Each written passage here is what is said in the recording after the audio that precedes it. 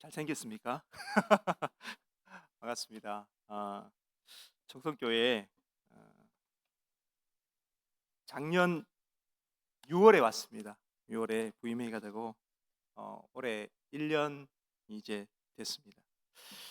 이렇게 교사헌신 예배의 귀한 자리에 저를 불러주셔서 너무 감사드리고, 또 저는 저희 교회를 소개 안 했군요. 행복한 부흥하는 청송교회 담임하고 있는 신명한 목사입니다. 반갑습니다. 교회 이름을 청송교회인데 앞에 행복한 부흥하는이라고 이렇게 붙였습니다. 청송교회가 너무 많아가지고 앞에 수식어를 이렇게 붙여보았습니다. 청송교회 오리지널 원조 청송교회가 저희 교회입니다. 저희 교회는 청송 시내에 있습니다. 청송 골짜기가 아니라 청송 읍내 시내에 도시에 있다는 거 기억해 주시고, 청송에 놀러 오실 때에 한 번씩 들려주시면 감사하겠습니다. 저희 교회는 도시의 작은 교회입니다. 전체 교인 수가 한 70여 명쯤 되는데, 근데 그 중에 주일학교 아이들이 지금 20명 나오고 있습니다. 유치부부터 중고등부까지 한 20명의 아이들이 함께 예배를 드리고 있습니다. 제가 작년 6월에 부임했을 때에 1년이 됐는데, 그때 주일학교 아이들이 딱 와서 이렇게 보니까 3명이 앉아 있는 거예요. 장로님이 주일학교를 포기할까 그렇게 고민하고 계셨다 하더라고요. 그래서 그래도 끝까지 예배를 드리자라고 다짐하고 제가 올 때까지 버티신 거죠. 근데 제가 부임하고 바로 주일학교가 배가가 됐습니다. 왠지 아십니까? 제가 딸이 3명이거든요. 그래서 주일학교가 부흥했습니다. 그리고 제가 이제 설교를 맡고, 또 그동안 안 나오던 아이들 연락하고, 그렇게 제 딸이 아이들을 또 데리고 오고, 그렇게 해서 지금은 20명의 아이들이 함께 예배를 드리고 있습니다. 교회에 주일학교가 있다는 것 얼마나 감사하고 또 놀라운 일인지 모릅니다. 여러분, 주일학교가 없는 교회가 얼마나 많은지 여러분 아시죠? 오늘 이 동문교회가 주일학교가 있어서 또 교사들이 헌신 예배를 드릴 수 있다라는 것은 정말 큰 축복이고 은혜인 줄 여러분 아시고 감사할 수 있길 바랍니다. 같은 노회에서 우리가 계속해서 이 주일학교의 부흥의 소식들이 서로 전해질 수 있기를 간절히 바랍니다. 혹시 교사로 20년, 30년 이렇게 근속하신 분이 계신지 모르겠습니다. 그런 분이 계시다면 정말 하나님이 축복을 부어주실 줄 믿습니다. 계십니까? 계시죠, 그죠? 저도 고등학교 졸업하자마자 이 교사를 시작을 했습니다. 신학을 하기 전까지 계속 교사를 했었고, 또 부교육자로 사역하면서 영아부를 못 해봤지만 영아부 빼고 전 부서를 계속 맡아서 사역을 해왔습니다. 아이들과 함께 예배하고 뒹구는 것이 얼마나 즐겁고 기뻤는지 모릅니다. 그 유년부에 있던 그 아이들이 이제 취직을 하고 결혼을 한다고 이렇게 연락이 와요.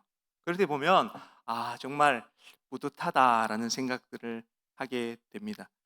오늘 교사분들이 이렇게 앉아 계신데 대단하십니다. 감사하고 우리 교사분들 위해서 박수 한번 해줬으면 좋겠습니다. 감사합니다. 진짜 축복합니다. 정말 기도 많이 해주셔야 되고, 또 칭찬해 주시고 축복해 주시기 바랍니다. 얼마나 힘든 일인지 여러분 알아주셨으면 좋겠어요. 우리 다른 성도분들도 이 교사 안 해보셨으면 아무 말 하지 마십시오. 그냥 잘한다, 고맙다, 그리고 칭찬해 주시고 격려해 주시기 바랍니다. 어쩌려고 주일학교 교사를 하셨는지 모르겠어요. 생고생 아닙니까, 그죠? 교회 제일 힘든 곳이 솔직히 말하면 식당인데, 식당 빼고 교사입니다.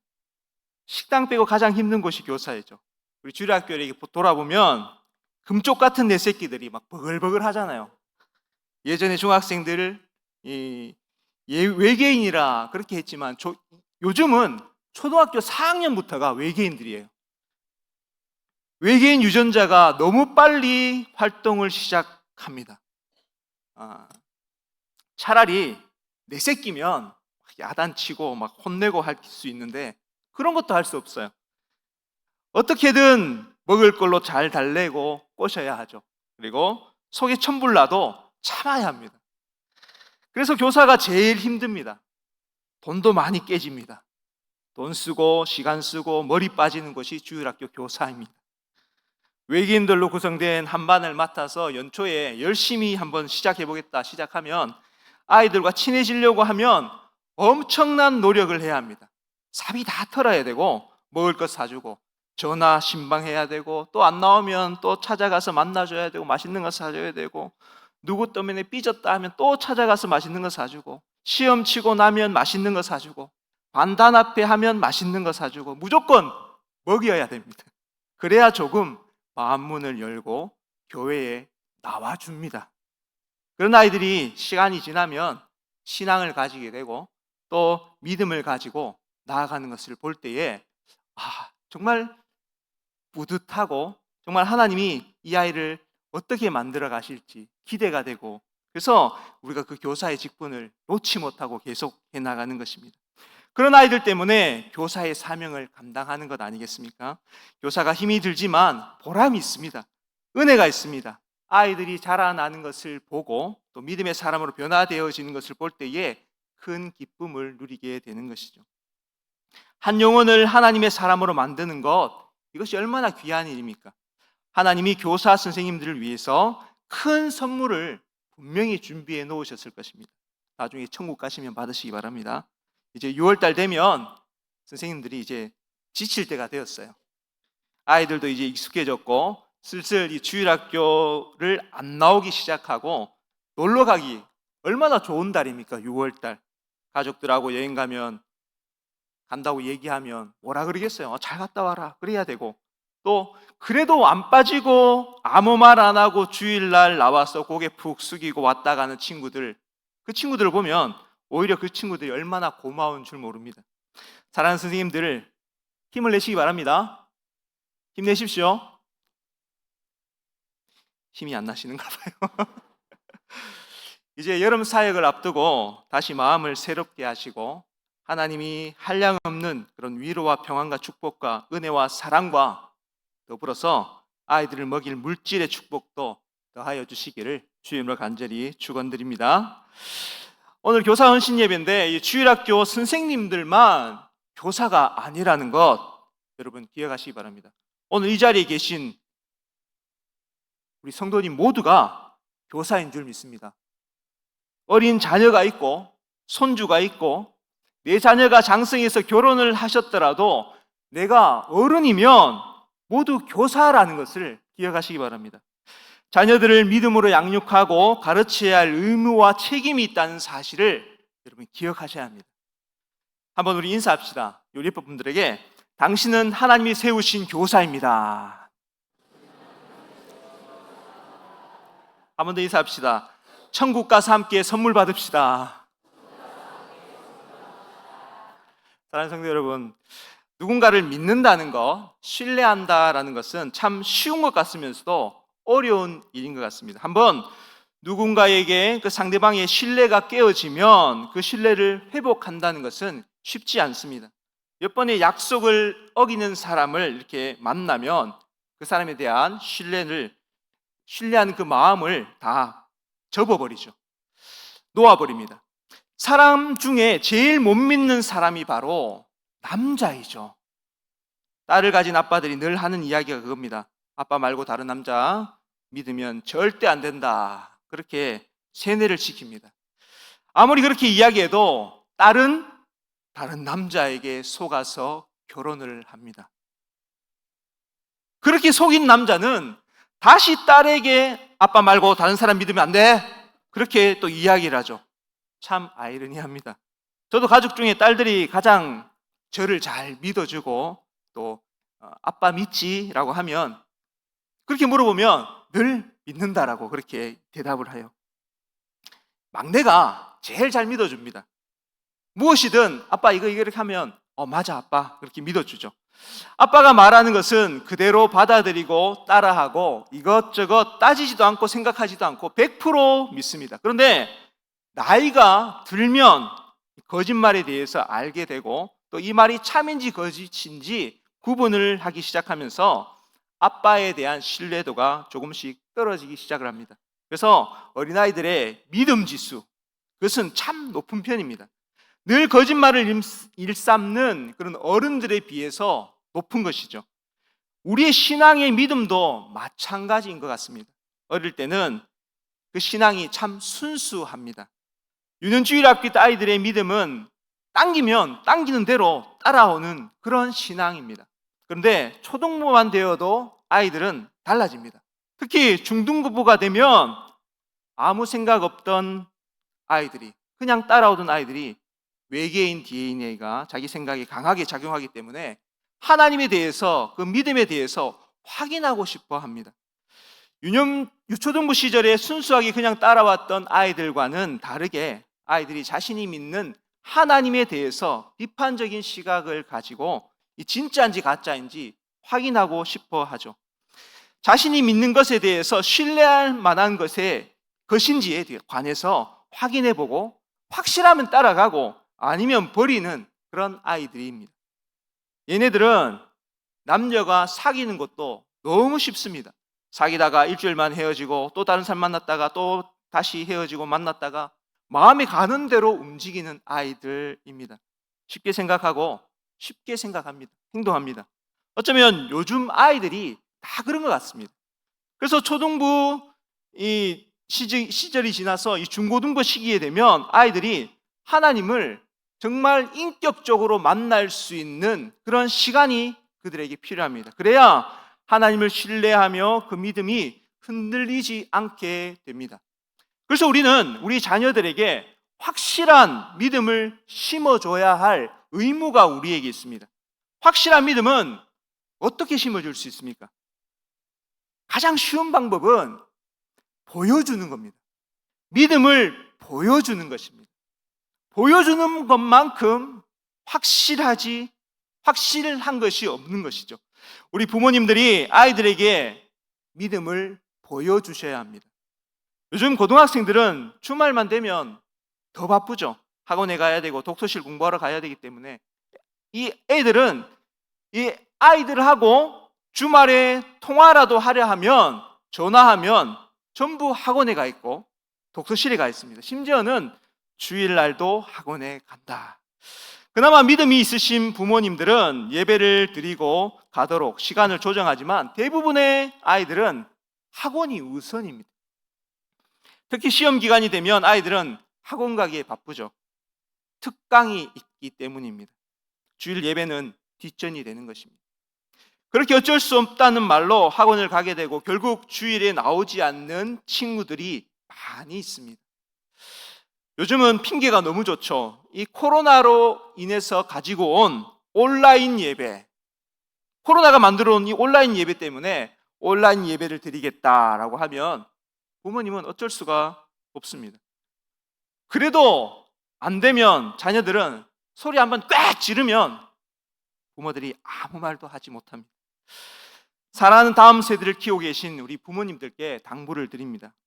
내 자녀가 예배를 소홀히 한 아이로 만들지 마시기 바랍니다. 만들지 마시기 바랍니다. 아멘. 이 말은 제게도 하는 그런 다짐의 말입니다. 시험 때문에 예배 몇 주 빠져서 성적이 올랐다라는 아이 본 적이 없습니다. 성적 안 오릅니다.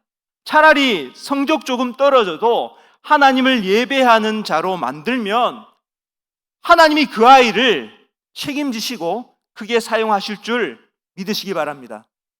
예배를 빠지는 이유와 책임이 다 부모에게 있습니다. 부모님의 행사에 아이들을 따라가고 데려가고 학원 간다고 하면 불안한 마음에 보내는데 결국 그 모든 것이 부모의 잘못된 선택입니다.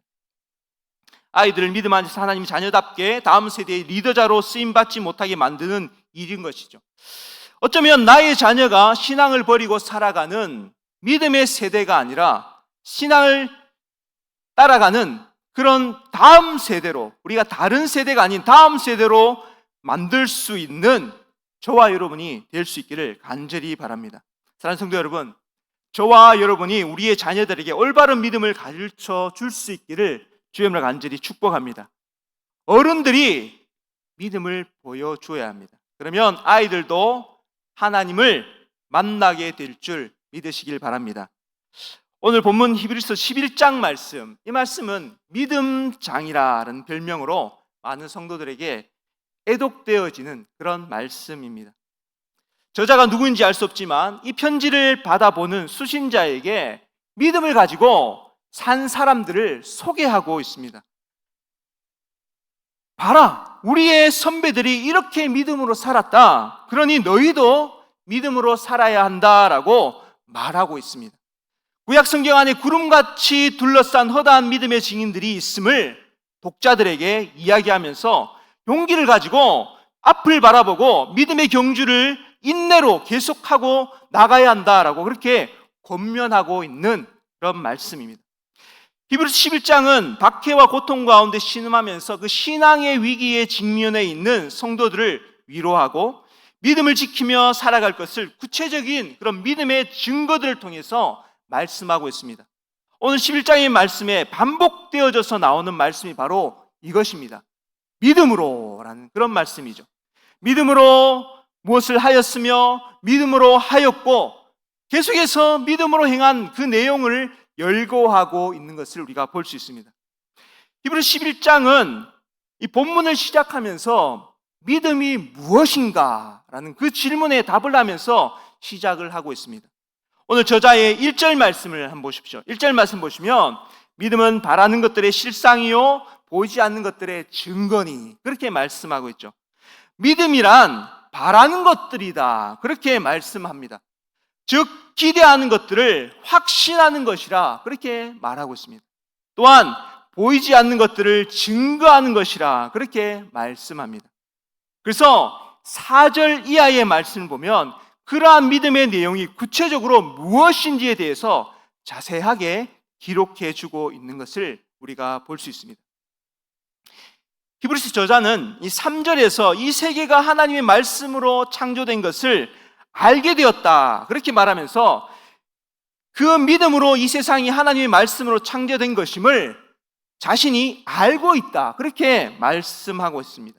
그리고 구약의 주요 인물들이 모두 같은 하나님을 믿음으로 그렇게 살았고 그 믿음의 증거들이 구약 성경에 기록되어져 있다, 그렇게 말씀합니다. 히브리서 저자는 구약에 기록된 하나님의 그 사람들의 삶은 믿음이 없이는 불가능한 것이었음을 주장하고 있죠.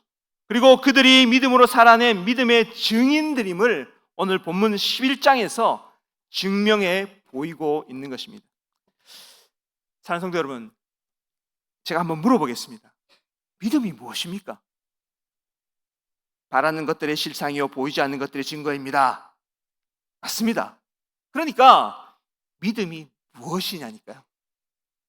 많은 믿음의 정의들이 있지만 확실한 것은, 이 믿음이라는 것은 바로 행하는 것이다 라는 겁니다.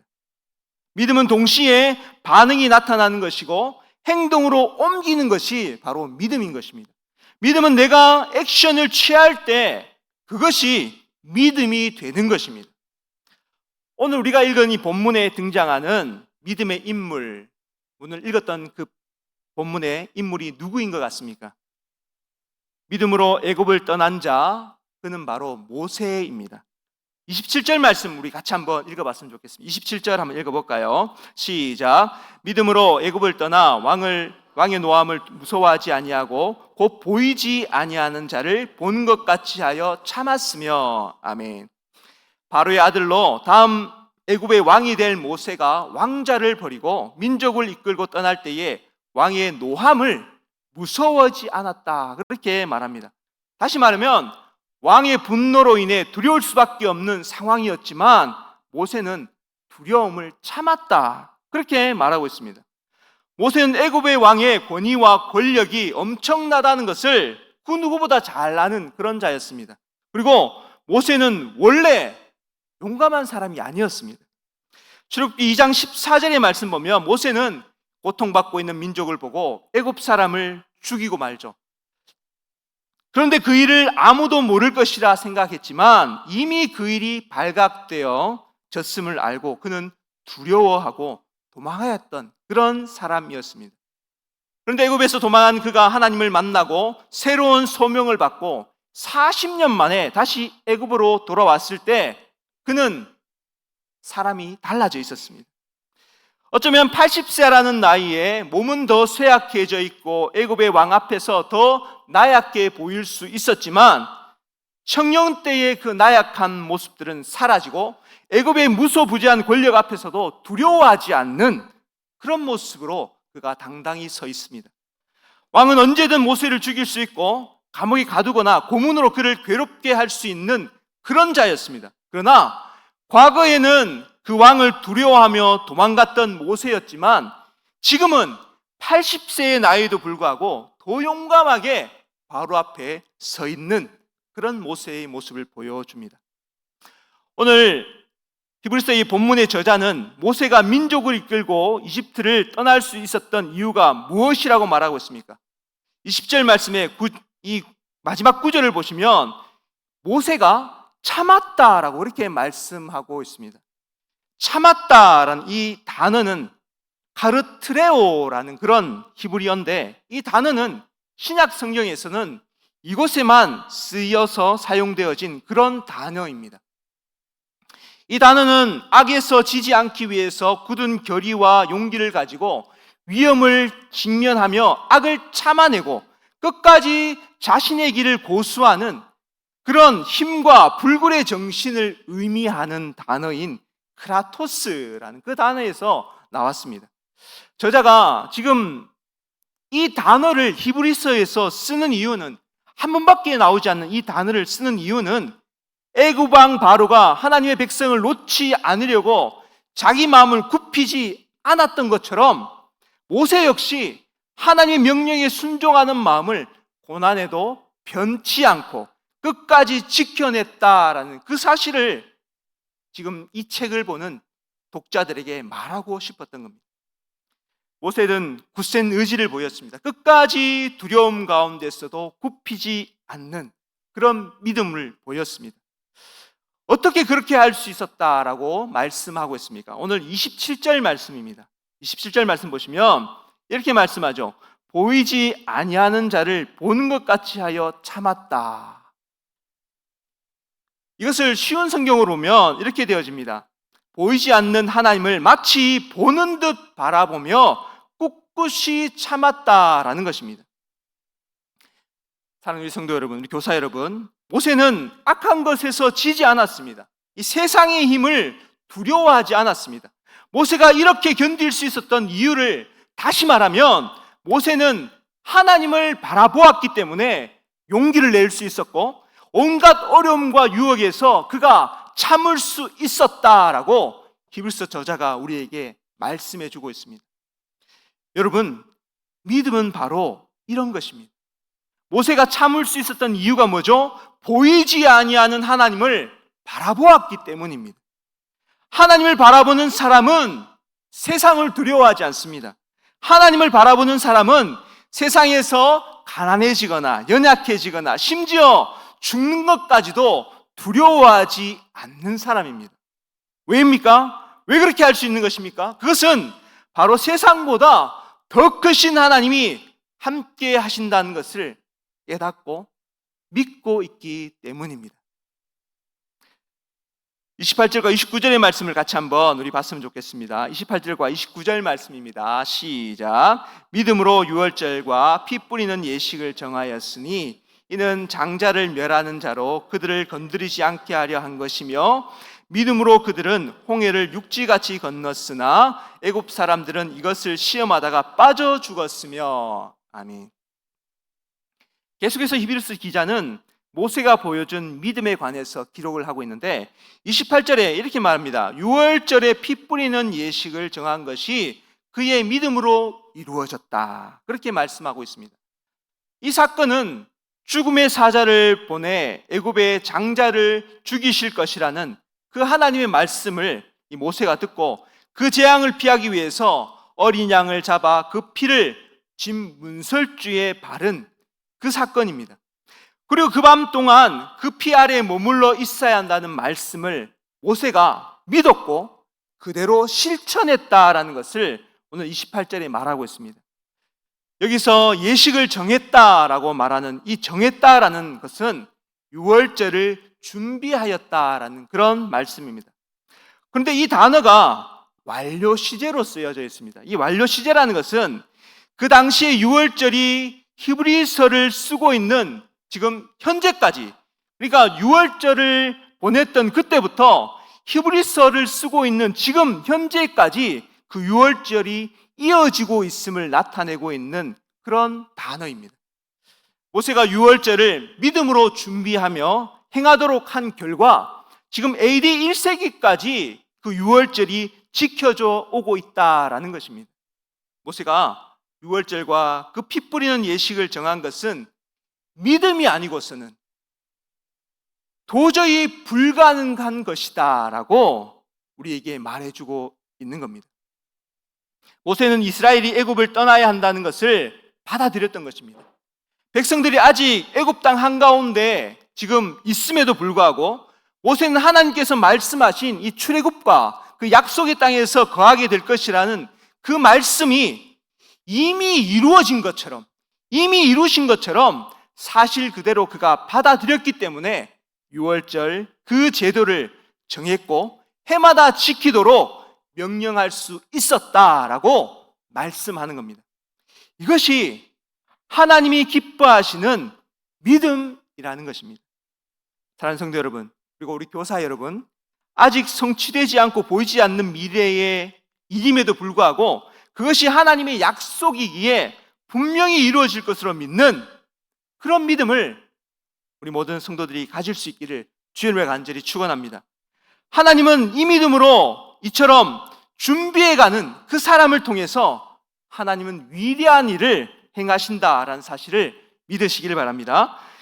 29절 말씀도 같이 한번 읽어봅시다. 29절 시작. 믿음으로 그들은 홍해를 육지같이 건넜으나 애굽 사람들은 이것을 시험하다가 빠져 죽었으며, 홍해바다를 육지처럼 건넌 이스라엘의 믿음을 말씀하고 있습니다. 본절의 말씀을 이 원문으로 번역하면 이렇게 되어집니다. 믿음으로 그들은 마른 땅을 건너는 것처럼 홍해를 건넜다. 이 사건은 출애굽기 14장에 나오고 있죠. 지금 히브리서를 말씀을 보는 독자들에게 말하고 있습니다. 절망적인 그런 절박한 상황 속에서도 하나님에 대한 믿음으로 너희가 앞으로 나아가면, 믿음을 가지고 나아가면 홍해를 마치 마른 땅을 지나는 것처럼 만들어 주셨던 그런 하나님께서 너희를 그렇게 인도하실 것이다, 그렇게 말씀하고 있습니다. 이스라엘 백성들과 모세가 홍해를 건넌 것은 믿음이 아니고서는 불가능한 도전이었습니다.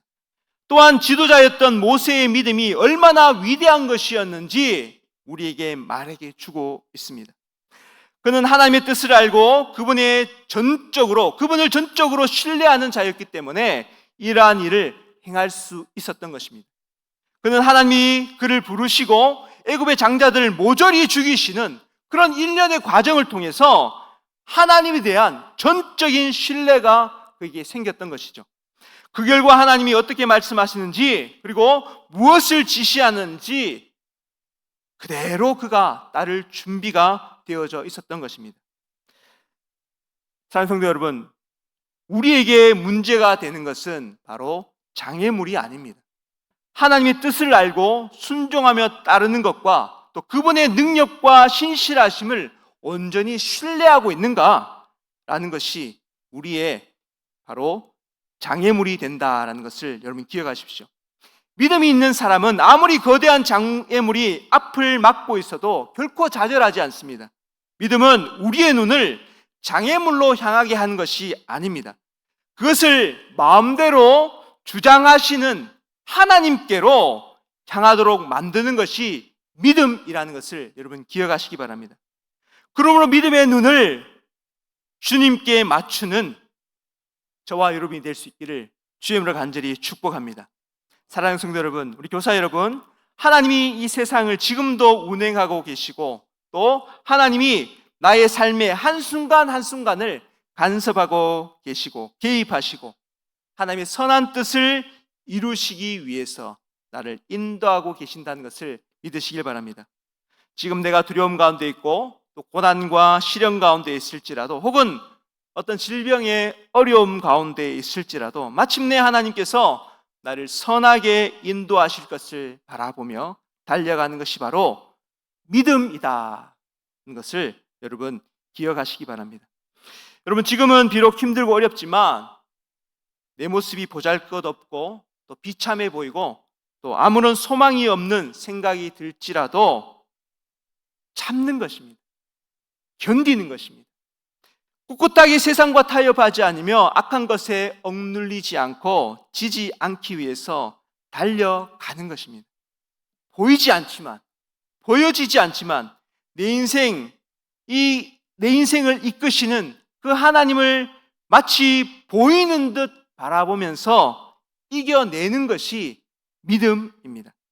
보이지 않지만 하나님을 바라보며 소망을 붙드는 것, 그것이 믿음입니다. 사랑하는 성도 여러분, 교사 여러분, 믿음은 행동하는 것이라 말씀드렸습니다. 보이지 않는 하나님을 바라보는 것처럼 바라보면서 묵묵히 그 발걸음을 내딛는 그런 믿음의 성도들이 될 수 있기를 주님을 간절히 축복합니다. 이전에 제가 사역지에서 단기 선교를 준비하면서 부모님의 간증을 제가 좀 소개하고 말씀을 마치려고 합니다. 제가 이 중등부를 맡고 있을 때에 단기 선교를 준비하고 있었습니다. 교회의 한 집사님의 한 자녀가 이 단기 선교를 가고 싶다고 이야기를 했습니다. 그런데 가정의 현실이 너무 어려웠습니다. 재정적인 여유가 전혀 없었고 자녀를 보내고 싶은 마음은 너무 컸지만 보낼 수 없는 그 마음이 너무 안타까웠던 것이죠. 이걸 어떻게 해야 하나, 보내자니 재정은 없고 또 돈이 없어서 못 간다고 이야기를 하려니 그 아이의 마음이 다칠까 봐 너무 걱정되어서 결정을 못하고 힘들어하고 있었다라는 겁니다. 그런데 중등부 설교 시간이었습니다. 아이들에게 설교 시간에 하나님이 함께 하심을 이야기하면서 믿음으로 나가면 하나님이 도와주신다. 선교도 하나님의 일을 위해서 내가 믿음으로 나가면 하나님이 역사하신다, 그렇게 말씀을 전했습니다.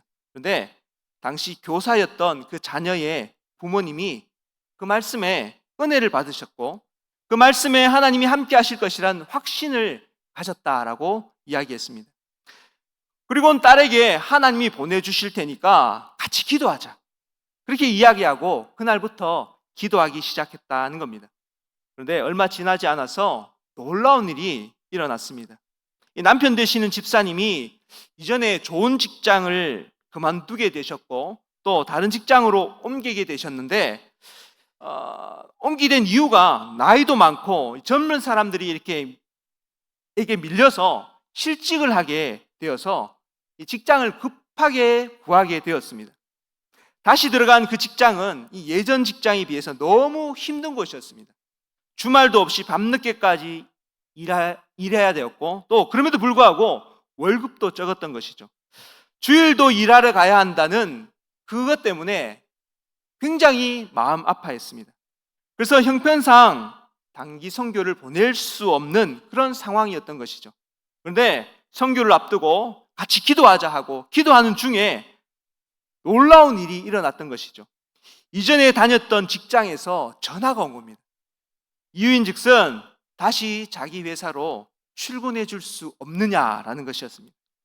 이전 직장은 근무 환경도 너무 좋은 것이었고 또 주일은 쉴 수 있는, 또 예배 드릴 수 있는 그런 직장이었습니다.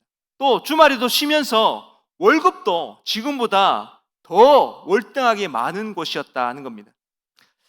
정말 이런 일이 일어날 수 없는 일인데, 퇴직했는데 다시 오라는 것은 있을 수 없는 일이잖아요. 그런데 기존에 있는 사람이 갑자기 나가고 그 자리가 비었는데 아무리 사람을 생각하고 누구를 넣을지 고민했는데 그때 그 집사님이 생각났다라는 겁니다. 다시 불러야 되겠다라는 것이었죠. 다른 곳에서 다니는 줄 알지만 가능하다면 당장 출근해 달라, 그렇게 이야기를 했답니다.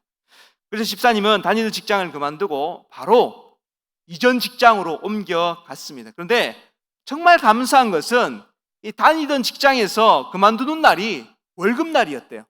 그래서 월급을 받고 또 이전 직장으로 옮겨갔는데 그날이 또 월급날이 되어서 월급을 또 받은 거예요. 그래서 갑자기 여윳돈이 생기게 되었고 그 돈을 이렇게 계산하니까 선교 갈 수 있는 비용이 딱 떨어지더라. 그렇게 간증을 해줬습니다. 집사님이 중국 교사 기도회를 하는데 그러한 간증을 하시면서 이렇게 고백하시는 거예요. 하나님의 말씀대로 믿음으로 살아갈 때에 하나님이 역사하셨고 하나님이 더 좋은 곳으로 채워주시더라. 그렇게 이야기를 해주셨습니다.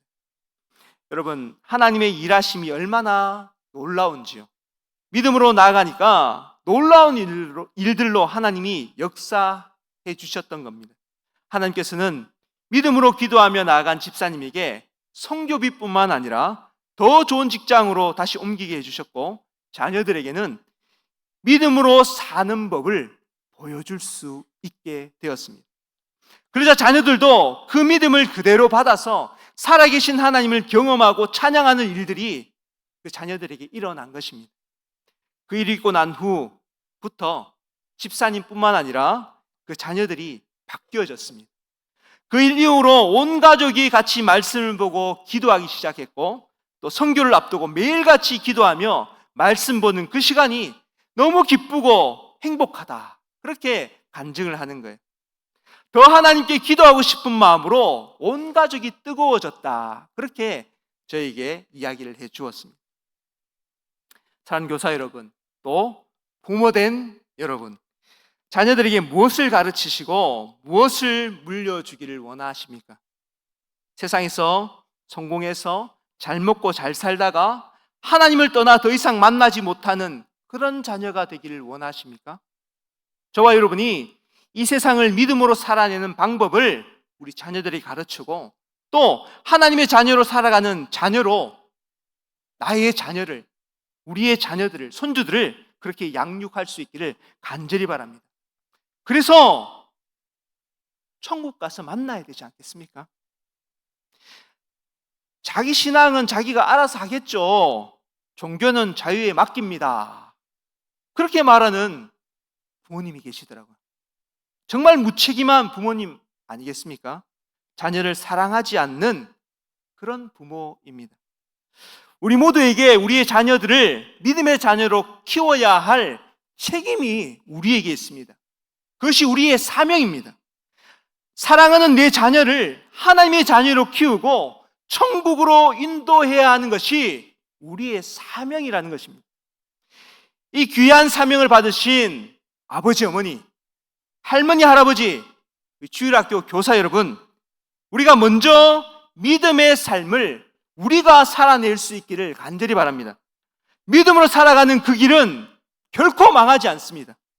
주일 공부 안 해도 안 망합니다.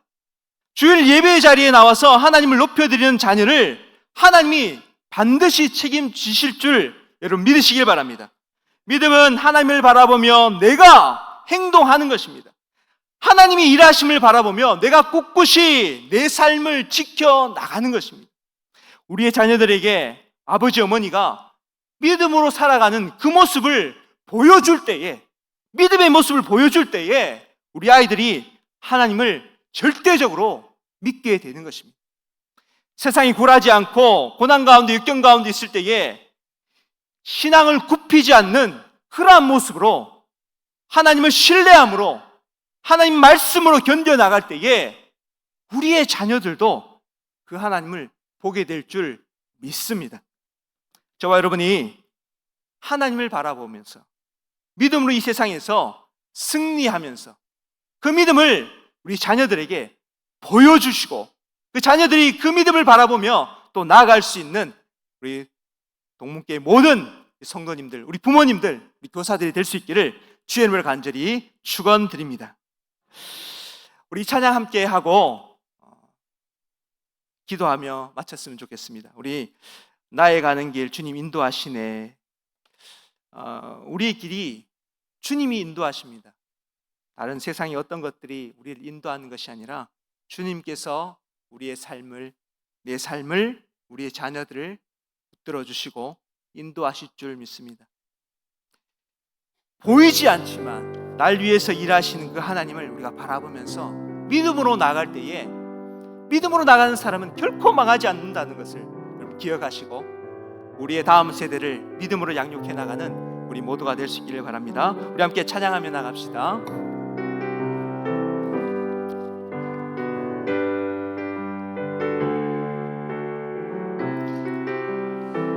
나의 가는 길, 나의 가는 길 주님 인도하시네. 그는 보이지 않아도 날 위해 일하시네. 주 나의 인도자 항상 함께 하시네. 사랑과 힘 베푸시며 인도하시네. 인도하시네. 다시 한 번 더. 나의 가는 길, 나의 가는 길 주님 인도하시네. 그는 보이지 않아도 날 위해 일하시네. 주 나의 인도자 항상 함께 하시네. 사랑과 힘 베푸시며 인도하시네. 인도하시네. 광야의 길을 만드시고, 광야의 길을 만드시고 날 인도해. 사막의 강 만드신 것 보라. 하늘과 땅 변해도, 하늘과 땅 변해도 주의 말씀 영원히 내 삶 속에 새 일을 행하리. 나의 가는 길, 나의 가는 길 주님 인도하시네. 보이지 않아도 날 위해 일하시네. 주 나의 인도자 항상 함께 하시네. 사랑과 힘 베푸시며 인도하시네. 인도하시네. 기도하겠습니다. 하나님 감사합니다. 우리 사랑하는 교사들, 주일학교 또 선생님들과 우리 모든 또 부모님들이 함께 헌신하는 마음으로 오늘 예배하며 나갑니다. 하나님, 우리의 길을 주님이 인도하실 줄 믿습니다. 우리가 믿음으로 이 일들을 해나갈 수 있기를 바랍니다. 내게 맡겨주신 사랑하는 자녀들, 또 우리의 다음 세대들, 우리의 주일학교 아이들, 하나님, 우리가 그 아이들을 책임지고 믿음으로 양육할 수 있도록 주님 도와주시옵소서. 세상의 많은 유혹들과 세상의 많은 시험들이 있지만 아버지 하나님, 우리 아이들이 믿음으로 나아갈 수 있도록 우리가 먼저 그 믿음의 길을 우리가 걸어갈 수 있도록 주여 도와주시옵소서. 아버지 하나님, 우리가 믿음으로 우리 아이들에게 믿음을 보여줄 때에 우리 아이들이 그 믿음을 따라 걸어갈 줄 믿습니다. 우리가 그 아이들을 믿음으로 살아낼 수 있도록 우리가 먼저 믿음의 길을 달려갈 수 있도록 주님 도와주시옵소서. 우리의 걸음을 인도하시는 분이 우리의 하나님이십니다. 믿음으로 나아가는 그 걸음 위에 하나님이 함께 하시고 그 걸음은 절대 망하지 않는 것임을 우리가 기억하고 하나님께 모든 것을 내어놓고 걸어가는 그 걸음 위에 주님이 함께 하시고 주님이 붙드시며 하나님께서 인도하시며 축복하여 주시옵소서. 우리 교사로 헌신하는 우리 교사쌤들을 축복하시고 그의 모든 헌신들 위에, 교사들의 헌신들 위에 하나님 함께 하시고 하나님 은혜 베푸시고 축복하여 주시고 위로하여 주시고 하나님의 한량없는 사랑과 하나님의 은혜가 우리 모든 교사들 위에 부어지게 하여 주시옵소서. 지치지 않도록 도와주시고 한 영을 향한 그 뜨거운 열정들이 다시 회복되어질 수 있도록 도와주시고 내가 먼저 하나님 앞에 믿음으로 살아내게 하셔서 우리 아이들이 그 믿음을 바라보며 따라올 수 있도록 하나님 우리 교사쌤들을 새롭게 아버지 하나님 회복시키시고 아버지 하나님 붙드시고 인도하여 주시옵소서. 여름 사역을 앞두고 헌신 예배로 또 기도하며 준비하며 나가는 우리 모든 교사들 위해 또 우리 부모들 위해 주여 함께 하셔서 이 동문교회가 정말 하나님의 사람들로 양육되어지고 하나님의 사람들을 양육하고 길러내는 그런 명문의 교회가 될 수 있도록 하나님 축복하여 주시옵소서. 많은 주일 학기들을 통해서 부흥의 일들이 이 교회 위에 넘쳐날 수 있도록 주님 축복하시고 인도하여 주시옵소서. 감사하며 예수 그리스도의 이름으로 기도드리옵나이다. 아멘.